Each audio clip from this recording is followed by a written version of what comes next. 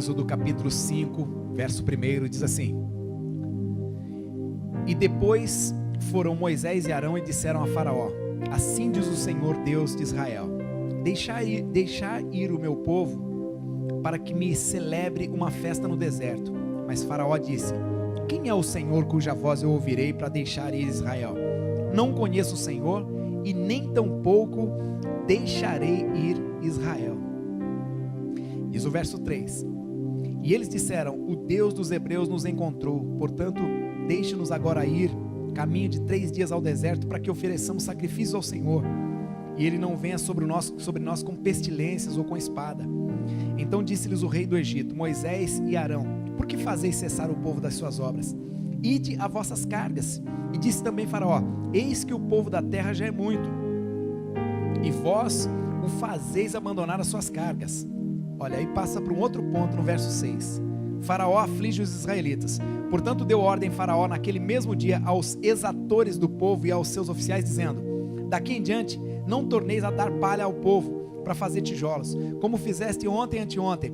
Vão eles mesmos e colham palha para si, e lhes imporei a conta dos tijolos que fizerem ontem e também que fizerem anteontem. Nada diminuireis dela, porque eles estão ociosos. Por isso clamam dizendo: Vamos, sacrifiquemos ao nosso Deus. Palavra do Senhor para a nossa vida. Diga glória a Deus. Senhor, esta é a tua palavra e eu peço que o Senhor fale conosco, toque o nosso coração, a nossa vida, nos ensine, nos corrija se necessário. Mas queremos ouvir a tua voz e nos abrimos para isso em nome de Jesus. Diga glória a Deus. Tome seu assento, se acomode e volte seu olhar aqui para frente, por favor, meu querido, para que você receba a palavra que Deus tem para a tua vida neste domingo maravilhoso, onde nós estamos buscando sabedoria, inteligência e força espiritual para a nossa vida. Volte seu olhar aqui para frente então e olhe o brilho que emana do altar.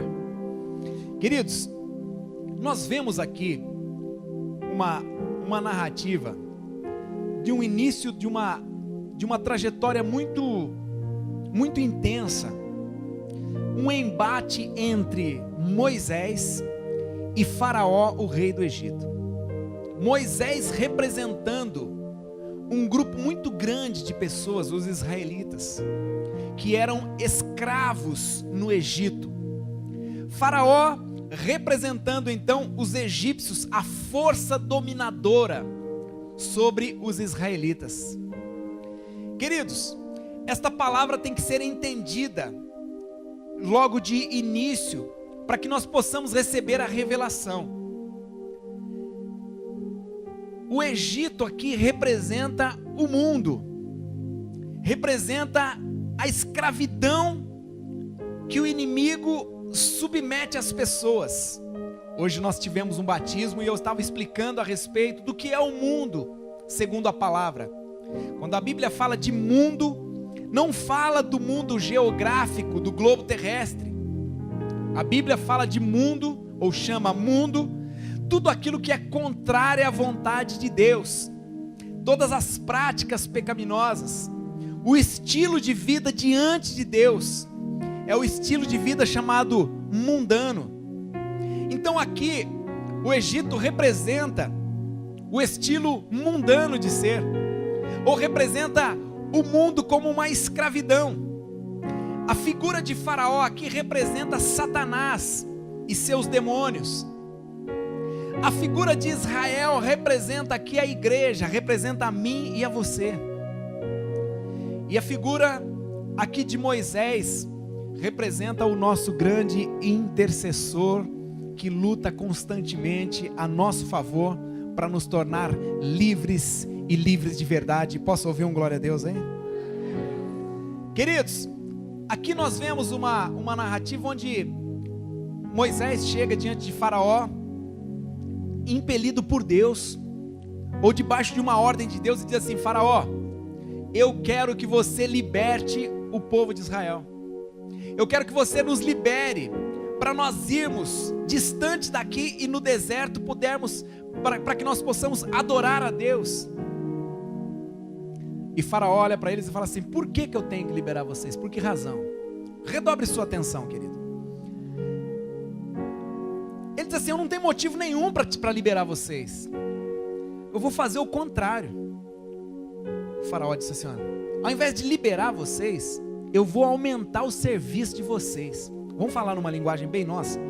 Vocês estão muito à toa, vocês não têm o que fazer.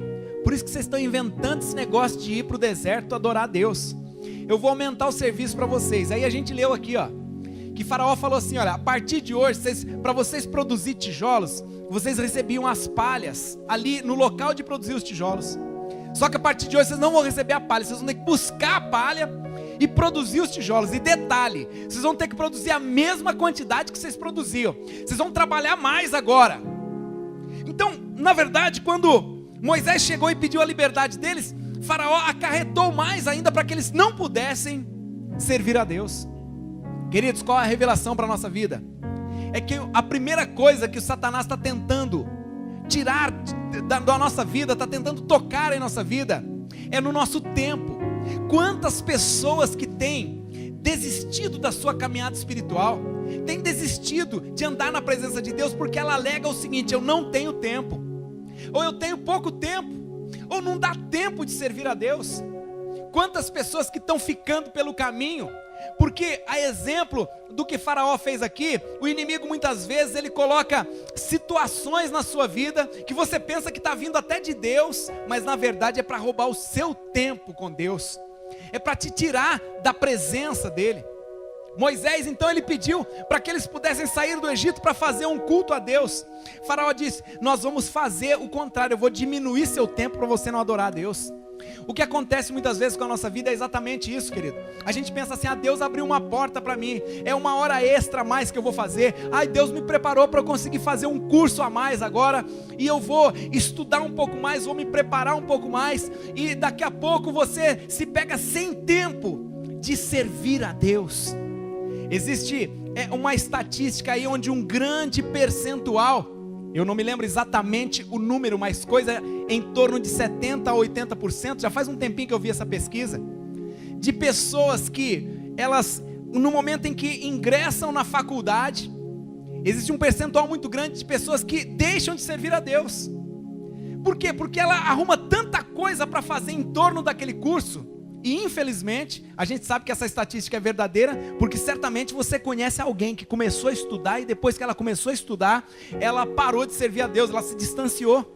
Isso é uma coisa que acontece. Algumas pessoas, elas estão, de repente, tá desempregada, ela está ali: Deus, me ajuda, eu preciso de um trabalho, eu preciso de me manter. Aí Deus pega e prepara uma forma para ela trabalhar. Aí chega lá na empresa, oferece para ela fazer umas horas a mais. Aí daqui a pouco surge a chamada renda extra. Ela fala assim: ai, para quem estava tão mal, agora Deus está escancarando as portas, eu vou abraçar essa renda extra. E aquela pessoa que de repente estava na célula, que estava servindo a Deus, que estava nos cultos, daqui a pouco ela se vê sem tempo para Deus. Eu quero te dizer algo que o inimigo fica furioso quando eu digo: ele quer roubar o seu tempo. Ele quer roubar o seu tempo. Ele quer subtrair o seu tempo. Redobre sua atenção, volte seu olhar aqui para frente, por favor, meu querido, minha querida. Satanás, ele deseja fazer com que você entre numa jogada, para que você não sirva a Deus com excelência. Ah, eu não tenho tempo, eu não vou na célula, por quê? Eu não tenho tempo. Ah, eu não desenvolvo trabalho nenhum na igreja. Ah, eu não tenho tempo. E daqui a pouco, sabe o que vai acontecer? Você não vai mais participar de culto, porque você não vai ter tempo. Assim como o povo de Israel, o faraó disse assim: olha, eu vou arrumar mais coisa para eles fazerem, aí eles não vão adorar. Queridos, muitas vezes a gente tem muito serviço. Eu não estou falando, não estou incentivando ninguém a não trabalhar aqui, viu? Não estou incentivando a sua ociosidade, não, nada disso. Mas muitas vezes é muito serviço, muitos cursos, muitas atividades, é faculdade, é hora extra, é o ganho extra. Grave essa frase no teu coração: Deus nunca te dará algo para afastar-se da presença dEle. Tudo que Deus te der é para aproximar da presença dEle. Quando você receber algo que está te afastando da sua vida com Deus, já acende a luz de alerta e diga assim: olha, eu não posso abraçar isso, não é de Deus, porque vai me afastar da presença dEle. E tenha certeza, mais vale um dia na presença do Senhor, na casa dele, do que 1000 anos em qualquer outro lugar. Para você ver como é precioso esse tempo que você tem estando aqui na casa de Deus. Queridos, num outro momento, você continua lendo o livro do Êxodo aí, você vai ver que vieram as pragas, né? Faraó não liberou o povo de Israel. Aí começaram a vir as pragas. E aí chegou um momento em que Faraó ali meio acuado pelas pragas que estavam vindo no Egito, que Deus estava permitindo que as pragas viessem para que o povo dele fosse livre, para que Israel liberasse, ou para que o Faraó liberasse o povo de Israel. Aí Faraó amaciou um pouco e disse assim: olha, eu não ia deixar ir ninguém, mas agora eu vou deixar ir os homens. Mas aí ficam as crianças, ficam as mulheres, ficam os mais idosos, eles vão ficar. Mas os homens eu vou liberar para ir.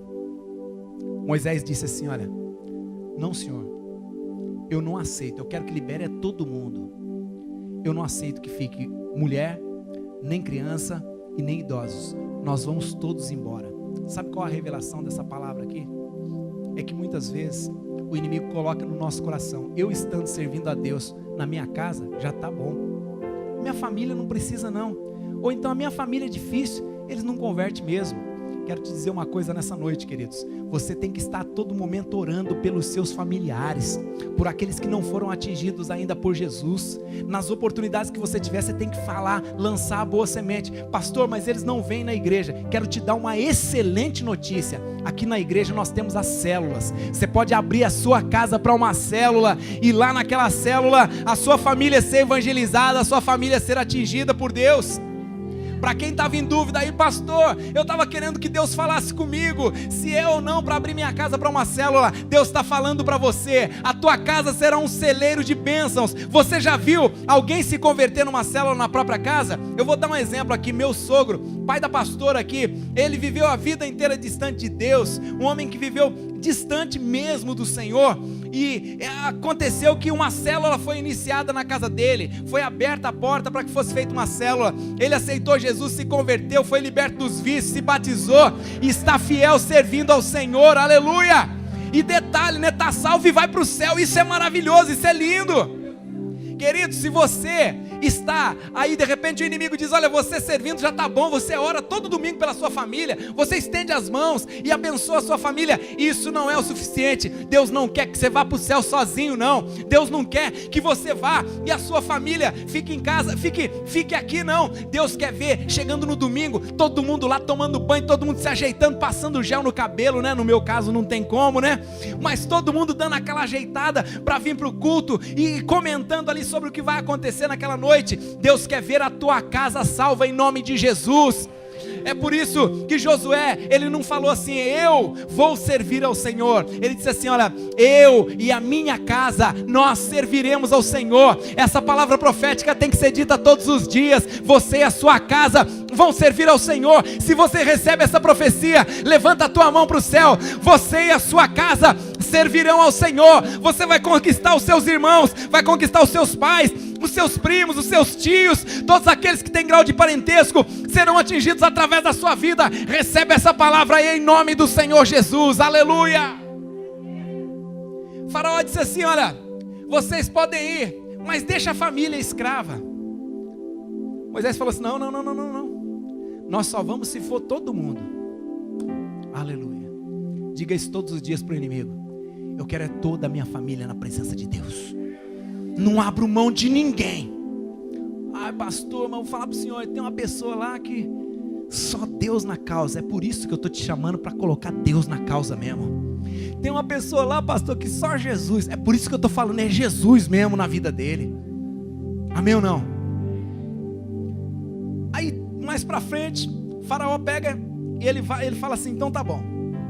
Continua vindo as pragas. Ele fala assim: olha, então pode ir homem, mulher, criança, os velhos, pode ir a família inteira.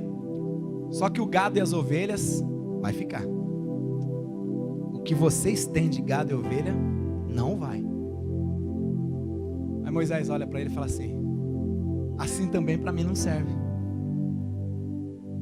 eu quero que você libere os homens, as mulheres, as crianças, os idosos, os nossos gados, ou o nosso gado, as nossas ovelhas. Ele falou assim, ó, nenhuma unha do que é nosso vai ficar. Ele usou esse termo. Nada do que é nosso vai ficar. Sabe, além do nosso tempo, que o inimigo quer roubar, além da nossa família que ele quer roubar, sabe o que ele quer roubar também? Aí, dentro dessa revelação aqui, ele quer roubar os nossos bens. Ele quer dominar o nosso dinheiro, dominar aquilo que vem às nossas mãos. Ele fala assim, olha, não, tudo bem, você pode até servir a Deus, mas a sua vida financeira vai continuar na minha mão. Eu vou continuar dominando, eu vou continuar tendo poder sobre a sua vida financeira. Ou seja, você serve a Deus, mas não vê resultado na sua vida financeira. Mas como é que isso pode acontecer, pastor? É quando há infidelidade na nossa vida financeira. No próximo mês nós teremos aqui um seminário muito abençoado sobre finanças e prosperidade aqui nos cultos de domingo. E eu tenho certeza que vai abrir a nossa visão muito nesse sentido. Mas dentro dessa revelação eu quero fechar essa palavra nessa noite dizendo o seguinte, que muitas vezes o inimigo quer te ver, ele até permite, né, porque ele vê que você é um crente insistente, que você vai em culto mesmo, que você vai na célula mesmo, ou que você frequenta mesmo ali o local onde está se buscando a Deus, ou muitas vezes até você abriu a sua casa para que fosse feita ali uma célula. Só que tem um detalhe, ele coloca no teu coração assim, olha, se você der alguma coisa para Deus, se você for dizimista, vai te fazer falta. E muitas vezes a gente resiste de entregar uma oferta, pensando que aquilo ali vai nos beneficiar, que quando Deus toca no nosso coração a gente não entrega, a gente pensa, pelo menos eu não ofertando, vai sobrar para eu comer até umas esfirras aí, ou para fazer uma viagem, ou para comprar uma geladeira nova. Mas é muito pelo contrário, queridos. Quando você lança, você tem uma semente, e semente você não come no dia seguinte o fruto, ele tem um tempo. Agora a hora que começa a florescer, você planta um caroço de milho. Quantos caroços você colhe? Uns 2? Uns 3 caroços? Não, você colhe no mínimo uma espiga de milho. Eu não sei se alguém já teve a curiosidade de contar, mas eu acho que deve ter ali um monte de dúzia de caroços de milho ali, né? Bastante, não, uns 100 caroços ou mais, né? Então você lançou uma semente e você colheu. Isso é lei da semeadura. No mundo espiritual é assim. Então, quando nós retemos, nós deixamos de ser abençoados, a obra de Deus não acontece, as pessoas não são salvas, e o projeto do inimigo é cumprido através de quem? Através da vida daquele que não entra por esse caminho. Aí a sua vida não é abençoada. Então é toda uma arquitetura diabólica que há no mundo espiritual, para que a gente muitas vezes venha para a igreja, venha para o culto, igual o faraó falou, pode ir os homens, as mulheres, as crianças, está todo mundo livre, pode levar pode levar todo mundo, mas as suas posses vão ficar nas minhas mãos. Aí Moisés falou assim, não, Senhor, nós vamos levar tudo. É assim que a gente tem que se posicionar. Fala assim, ó, a minha família seremos salvos, seremos abençoados, eu serei uma pessoa fiel, eu quero esse entendimento para a minha vida. Pastor, mas tá gente falando mal de dízimo e oferta na internet. Então, pode ser, é tudo endemoniado essa turma aí. Tudo endemoniado, tudo inimigo de igreja, inimigo de pastor. Essa turma não quer ver ninguém salvo. Pode ter certeza, põe a mão na cabeça dele para ver se não manifesta. Então é assim, sabe, gente? Não queira entrar e contra a verdade, não. É que a gente tem uma mania de querer arrumar argumento para fazer o que é errado, né?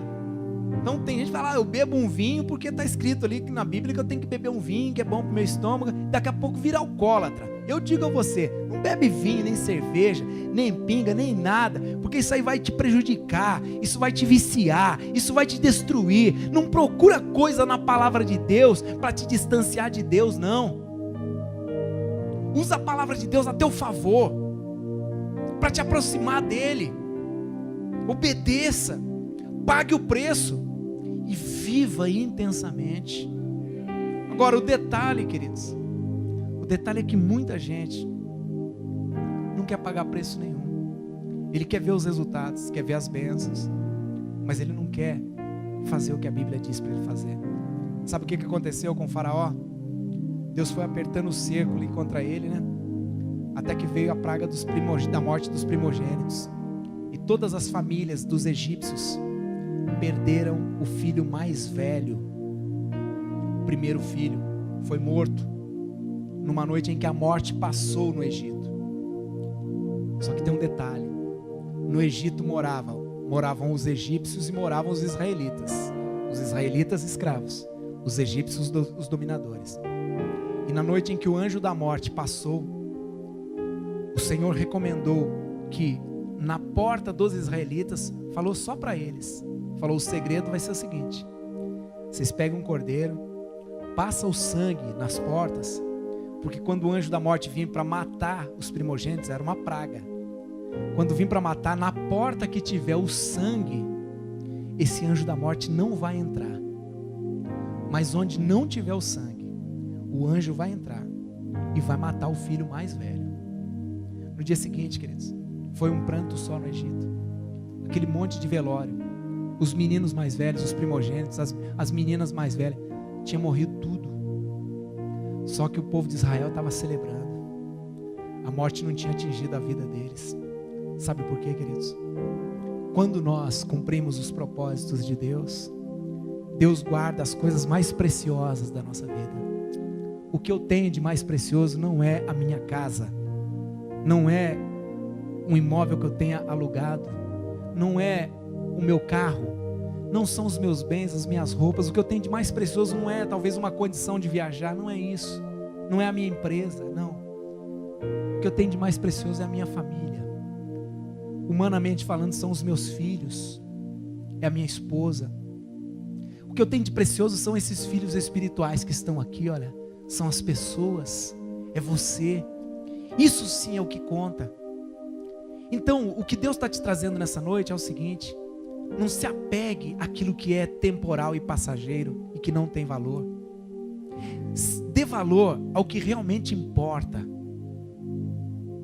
Dedique mais tempo para Deus.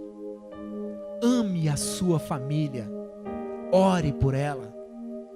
Declare salvação. E faça com que Deus participe dos seus bens. Reparta com Deus aquilo que Ele tem te dado na totalidade. Ele não vai reter na fonte, como o imposto de renda retido na fonte, não. Deus entrega tudo nas tuas mãos e confia para que você participe. Aquilo que a Bíblia ensina pertence a Ele.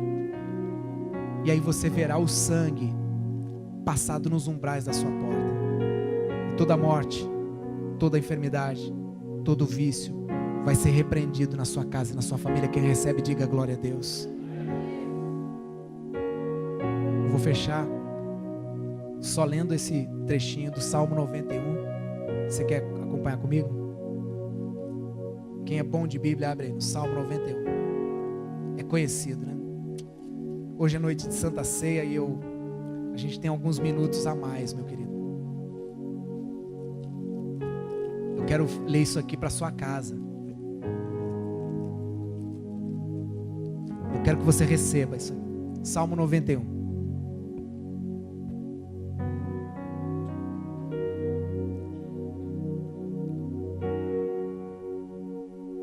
Olha aqui, 91:10.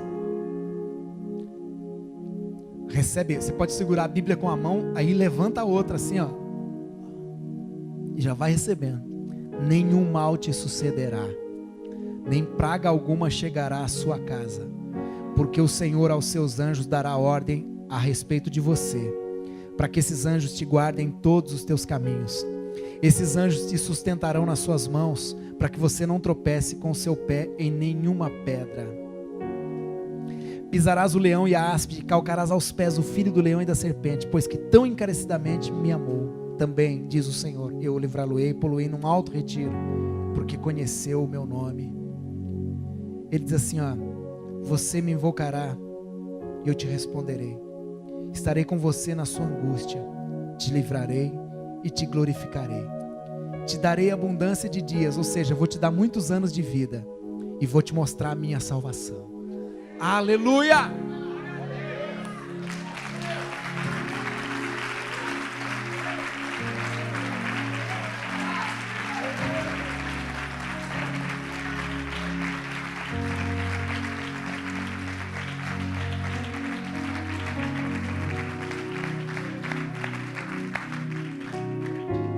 Agora, quem tem direito a essas promessas?